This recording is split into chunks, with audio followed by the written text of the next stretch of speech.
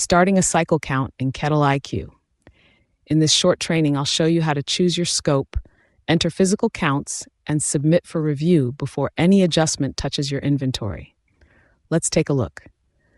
You'll find this under Purchasing Cycle Counts from your dashboard.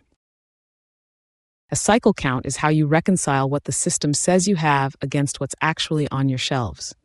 To start one, choose your scope: a full count of all raw materials, a partial count of selected categories, or a spot count of a single item. A blind count hides the system quantities from the counter, so they enter what they physically see without bias, the recommended method for audits and TTB reportable counts.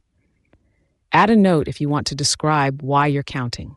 Click Start Count and you get a work list of every item in that scope with a blank field for what you physically counted. Walk your shelves and enter the actual quantity as you go.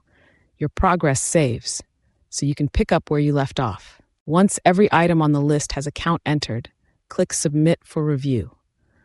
This doesn't change your inventory yet. It sends the count on to be reviewed and approved before any adjustments post.